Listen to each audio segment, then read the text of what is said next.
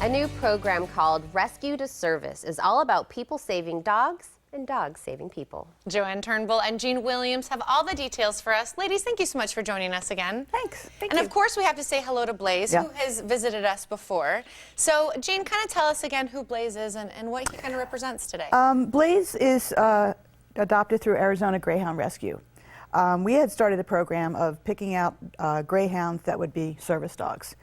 We noticed he was a candidate. I started training him to be matched with a serviceman who had PTSD. The serviceman did not survive his surgery, so the board said I can go ahead and adopt him and train him for my medical needs. And then we trained through Handi-Dogs. We took training for about a year, and he's a really good dog. He helps me out so very much.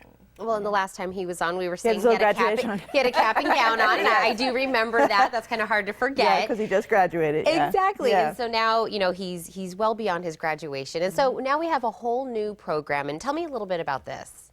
Yes, we have a new program. One of our challenges we've had is because Handi-Dogs is an owner-trained program where people bring their own dogs and they train them to be their service dogs.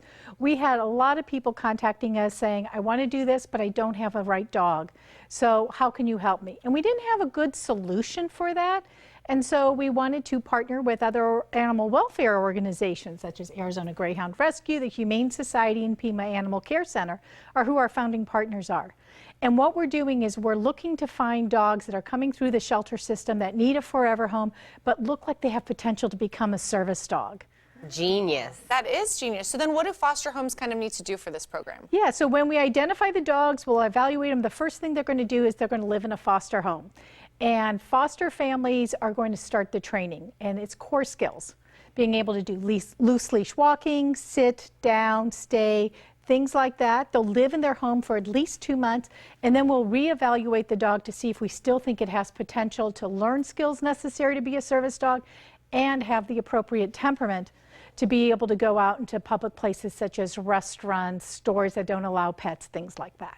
I'm telling you, this was such a great collaboration, such a great idea. And when we say service dogs can do so many things for so many different people. Because, Jean, what does Blaze do for you so we can kind of get an idea? Sure. Blaze for me helps with mobility and anxiety and pain management. Okay. So that's what he does, yeah. And so there's many different things that these dogs could be capable of doing. At Handi-Dogs, we help people hearing alert dogs. So if somebody has partial or full hearing loss, the dog will alert them to their phone ringing, their name being called, most importantly, maybe a fire alarm or a carbon monoxide alarm that they don't hear. We also do diabetic alert dog training, and that's for a person who isn't able to manage their diabetes and they often go high or low, their glucose levels. The dog can be trained to recognize when that is happening, often before a person feels the symptom. Wow. So it doesn't alleviate the fact that their diabetes is functioning. It's an added tool so they can go and hopefully test themselves and capture that, okay, I'm too high or too low and I need to do something to take care of it before it becomes a tragic incident. So, Joanne, what are you looking for in rescue dogs, those characteristics that might show that they might be a good service dog? The dog needs to have a desire to want to be around people, that they want to bond with people. They're not too fearful of any places. They're not anxious. They're not skittish or shy. So they're very confident, is what we say. They exude a sense of confidence that if you take them into different places with different sights, sounds, visuals, it's not going to bother them. So just like Blaze is coming in here, there's a lot of lights, there's cameras, there's all these different things happening that are new and unique. It's like, no big deal. I can still focus and do the job that I've been trained to do.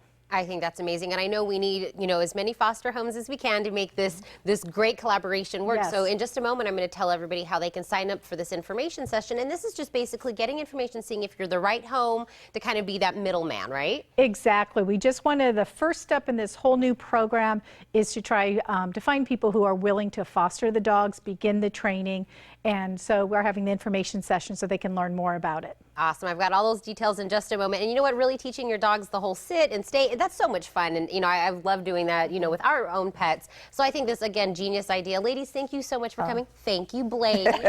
Looking amazing. Again, you guys, you are invited to the Rescue to Service information session on January 21st from 6 to 7 p.m. at 75 South Montego Drive. To RSVP, call 326-3412. And for details, log on to handi-dogs.org.